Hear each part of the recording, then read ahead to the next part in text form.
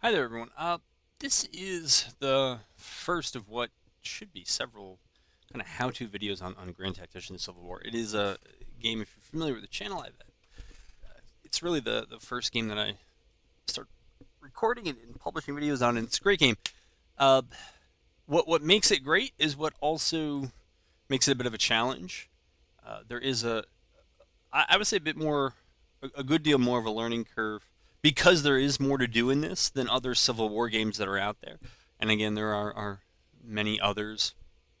Pretty sure the first ones I played were like Robert E. Lee's Civil War. I think there were two of those, and I think I played both of them. So they're good. Uh, but this one's a little more difficult. So each video is going to be relatively short and is going to cover kind of one facet of the game. And I'm just going to start. The first several videos are going to be the ones on the tactical battles. And so right here we are in a tactical battle. Now it's part of a campaign, so this is not a historically accurate battle by any means, but that's fine. If you just jump into a historical battle, at least at this point, the game is still in early access, so things can change. But I noticed that a lot of historical battles don't start with this phase, but most, though not all, of the tactical battles in campaign will. So there is this deployment phase. You'll get something like this whether there's a deployment phase or not. A lot of people don't like the script, and I don't know that you can turn it off in here. I don't know. Maybe we can. Oh yeah, okay. So if you don't like that, and I usually leave the script on, but like I understand the reasons why some people don't or can't really read it. So this is all it's telling us. It's usually a lot of information we already know. Maybe not so much the point in 3, but most of the rest of this we know. And we can go ahead and say, all right, fine. So to get this to go away, we're just going to click the HQ. We can see that this is flashing, kind of telling us that something's going on. The intel reports and all that other stuff is going to be its own how-to video, so we're not going to do that now. All right, if you are CSA, you're going to be red, and if you are Union, you are going to be blue. Now, the deployment phase, our troops, in the current iteration of the game, I think that the troops play a bit too close to the edge of the map, so sometimes they're hard to find. But what this red area is telling us, we can deploy anywhere inside of that. And actually, you can deploy slightly outside of that. But we'll try to play the game the way it's made to be played, rather than the way we can kind of cheat it. But here, we're just going to bring the army out. And this video is mostly just going to be on deployment. Sorry, not deployment, but the basics of the movement and the overall kind of schema of the game. So you'll notice that there are envelopes, and then, well, we'll zoom out a little bit. And then there are these icons. Maybe we'll just bring everybody, I guess we can kind of see right there. And then there are these different kind of, well, icons. And you notice that there are at least 3 different ones. So if you have one that is kind of almost this yin-yang thing going on, the red and the white, half and half, that's telling you it's a cavalry unit. These things, you might have to squint really hard, but they're actually supposed to be like cannons. It kind of reminds you, if you played Risk, you know what the little plastic cannons look like. It kind of looks like those looking at them from above. And then any of these kind of straight, solid rectangles, that's an infantry, and it's usually done by brigade. Now, what about the envelopes? And if you look, okay, that was too close. If you could see just above this envelope, which is Albert Sidney Johnston's, there are 3 stars. And then if you look down to Stuart, Cooper, and Rains, there are 2. It's pretty simple. The more stars they have, the higher ranking they are. And the solid lines from Johnston to each Stuart, Cooper, and Rains, that's showing the lines of communication. And what you may notice is that if these units were further away, let's see if it's going to do it for us. Notice how the line gets less dark red as distance increases. That's showing you that it's a weaker connection. right? The darker, deeper the color, the stronger the connection. And what that means is orders, all things being equal, are going to be carried out more quickly. And we can move as an entire army. That is, we could just say, well, the entire army, once we get out of the deployment phase, which we're still in. Now, if I'm attacking, I'd probably move pretty far forward. But anyways, that's how we do it. We don't have to do it like that. You can move it by, I think these are divisions. I'm pretty sure that that's what these are. So let's see. Oh yeah, it tells us Reigns is division. Okay, so it is a division. And we could just move that over here, and we could keep their facing. We could say, we don't, we want stored out far in the flanks. He's just got cavalry, so that's all he has. And we'll position them there, and maybe just maybe we're like, what does it look like up close? So that for this, you just scroll in. All right, you got a pretty sizable body of water. There is a way to cross it here, but maybe you just want your artillery kind of facing like that. Now you notice that there's somebody's name with an L. I believe the L stands for limbered. And what it's actually telling you in this case, now you can see right here, if you see where my mouse cursor is pointing, it's broken. The game is in early access. It still needs a lot of polish. There's a lot of functionality in it, certainly a lot more than when it came out at the end of last August. But sometimes in campaign, you just have units that, for whatever reason, are kind of perpetually broken, even though they don't seem they should be. But say we had one of these batteries in game, and it took a lot of damage, and we were zoomed out at this level, and we just saw the L. It tells us that it's broken. And again, you could click on it to find out its status. If you wanted to, right? And if you wanted to, you could also move each one of these. What are we talking about? We're talking about battalions now, individually. So that would be Pemberton, Stort, and maybe Kellogg will be over there. You'll also notice that when we do that, we get this, yellowish orange cone. It's showing you their field of fire. They can fire at stuff that falls within that cone.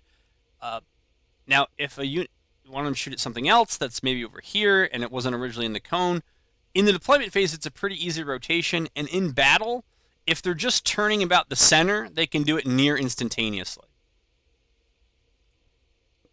So that is the field of fire. And the same applies for the infantry. Of course, the infantries will have a much smaller field of fire.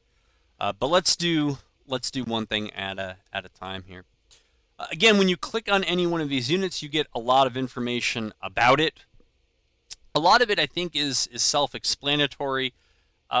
Probably your best overall will be when you get in the battle. There's going to be probably a number of things here. If they're green, that's good for the unit. If they're red, that's bad. But things you might want to keep an eye on is ammo. Artillery really has quite a bit. I believe this is shell, case, and canister. That's that. With infantry, you're mostly just going to get the ammunition by default. They kind of all start with 60.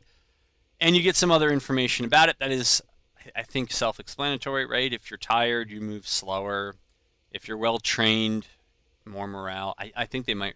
I don't know if they respond to orders quicker or not. So what? Right? So what? You can move these artillery battalions and all this other stuff. Like why does it matter? Well, the distance between anyone giving orders affects how quickly they are carried out, with the exception of just spinning a unit about its center. This makes the game different than others. Though it can be something of a click fest, I think it's less so than others, because the game uses order delays. And they're basically what it is, there's a lapse between when you give an order and the order is begun to be carried out and when it will finally be carried out. That's why the darkness of these lines matter. And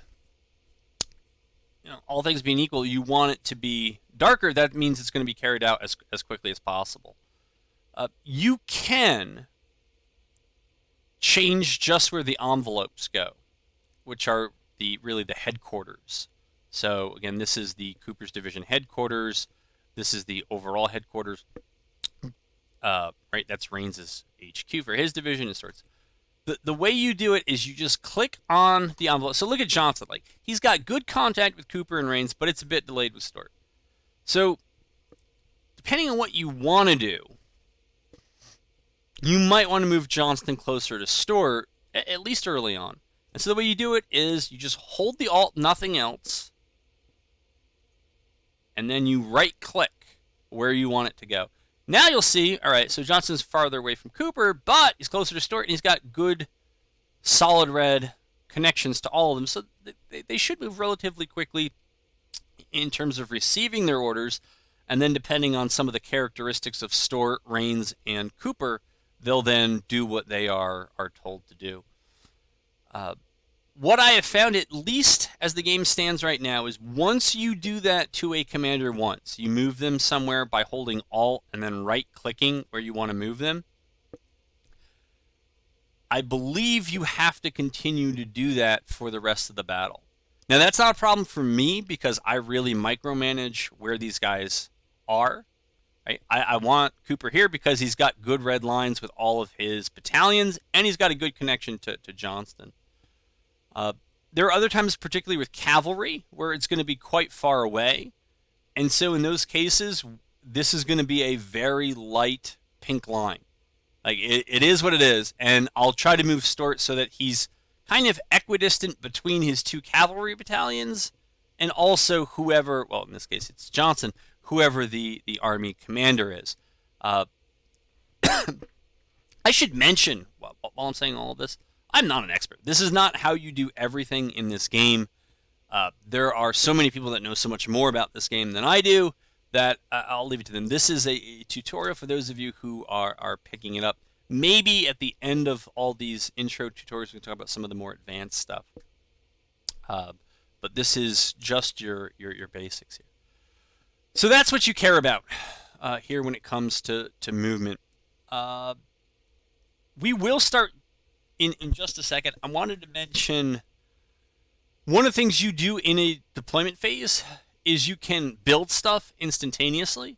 And I will say in this version, and I'm in the development patch of the early access build, so some of you may not have that if you haven't entered the development beta.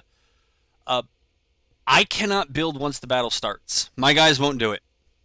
So if I want to build entrenchments, I kind of got to do it right now. So 4.9 just gives us an idea of what we can do. We can build either, and I think there are only ever two options, breastworks or parapets. I think in an earlier version of the game there might have been a third, but I might be misremembering that. Because I'm going to be, I think I'm attacking, so this is how you would find out. Right, there is this information here up the top, but again, I'm going to save the kind of intel stuff for a different video. This kind of just tells you what you need to do. We know what we're attacking. We also kind of know, all right, it's warm, it's raining. All right, good. So knowing that I'm going to be moving, I'm more interested in building fortifications where they're going to do me some good. And so I'm thinking that this artillery, that's probably too close, and I don't think I would really fight a battle this way if I were serious about winning. So maybe I'll move them back. I just want them to be close enough. All right, we'll move them there. We'll probably just keep them together so that they can support one another in case they are charged. And if you use the mouse scroll all the way in, you kind of hear the rain and some of the troop movements there. You can see what is actually going on at the ground level. But I think a good place for some fortifications would be back with this artillery. I think we have, and we can, without spoiling too much, we have 58 guns. They have 5. I'm not that worried about their counter battery fire, but why take casualties? The engineering points are free, and it really doesn't do me any good to leave them there. So what you do is I selected the parapet, and then you right-click on a point to start it, and then you move the mouse in a direction. You can kind of see how it's hollowed out, and then you build it to where you want to end it. Then you right click again, okay? And then what you got to do is you kind of got to drag it, I would say diagonally down, and then I think I need to right click it again. Left click it. Sorry, the last one was a left click.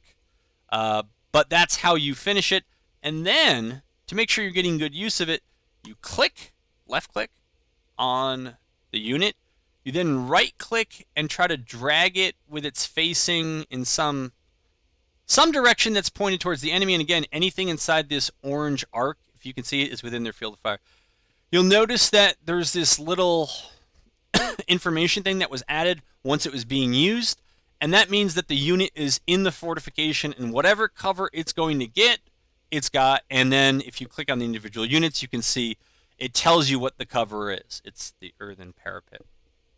So that's that.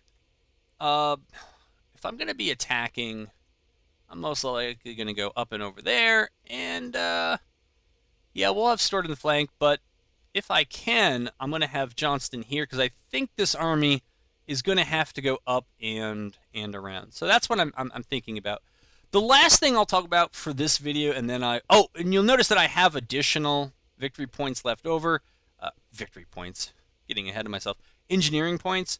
What I might do, because again, I don't know of any good reason to save them, is I might just build some more fortifications. So again, right click. I'll try not to cheat, but I'm pretty sure I can drag these out here. And right click again, and then left click. And so we built those fortifications in case we need to fall back to them. And maybe just, well, I'll show you what it looks like. If I wanted to build a fence, you see it's a good deal thinner. And you want to do it so that there's no X. If you see the X, that's a bad angle to end on. You want to do it so it's an angle like that, almost a right angle off it, and then again, left click. There's also some wonky thing going on in this version that the fence does not get built all the way. So you see that there is now this fence in here. And if I take just one of my brigades and I stick it on there, you'll notice that they now have the cover thing. It is what it is. You'll also notice that on the map changes when you build fortifications. So this is the parapet we built. This is the parapet with the artillery. And this little squiggly line, let's see how much I can zoom in. Okay, I think that's probably as close as I can. That's the fence we just built. And so now we're going to put that on. We're going to put that unit on there. And yeah, right. So I believe green cover is better than yellow. It's just a stronger cover. Or that might just be a lie that I made up by accident. Because I think infantry also get that in here. So maybe it's just telling you that the infantry gets it, or that infantry could do more with the cover than the artillery. Again, not an expert. I'm not sure. But it tells you that whatever benefit you're going to get from it, you are getting. And you know what? Because I don't know what the enemy's going to do. This actually is a battle in the current campaign I'm in. I may cheat those guys over there, over there, and then we'll keep our infantry commander kind of close. And this opens up. All right, we'll leave Cooper close to his guys, and Stuart doesn't need to be moved too much. Since I think I'm going to be moving up into the right, that means Johnston's probably going to be moving up with that army into the right. All right, that is good enough for illustrative purposes. Two other things. One is, where is the enemy? If you can see these little kind of shield-looking things that are spread around the map, these are the victory points. And basically, you want to control them. I mean, there are, I guess, two ways to really win this: by engaging and defeating the enemy. That's probably the best way to do it. I find, at least in the current version of the development patch, I don't seem to be getting too much benefit. Even when I hold almost all the victory points, the battles seem to drag on forever. like past the point of being fun, it drags on. And so, if I capture him, I capture him. It's usually something I'll do after the battle is won, just to bring it to an end. But what this is telling you is kind of where your enemy army may be. Now, they started off defending, so I think they usually get more of these. But we know that generally, so this is our entire map, and if we didn't know where they were, right, it's somewhere up here in the northwest of the map. Because they have those points there. They tend to be clustered around the areas, I would say, of great importance in contests. We have 3 that are pretty close there. We got 1 there, 1 there, 1 there, 1 there. And so I would presume that that's where the enemy is. What also can work, if it's probably hard to see, but there are these arrows that are near the edge of the map. See how this one is blue? This one is blue. That's white, white, red, red, white. And again, red is CSA, blue is Union. And that's always true, even if I were playing as the Union. I'm under the impression this is supposed to tell you where the armies come from or where reinforcements could come from. I found that it's usually pretty accurate, but sometimes misleading. But in general, we can be pretty sure that the army is northwest. I'm guessing they're probably up here and not down here.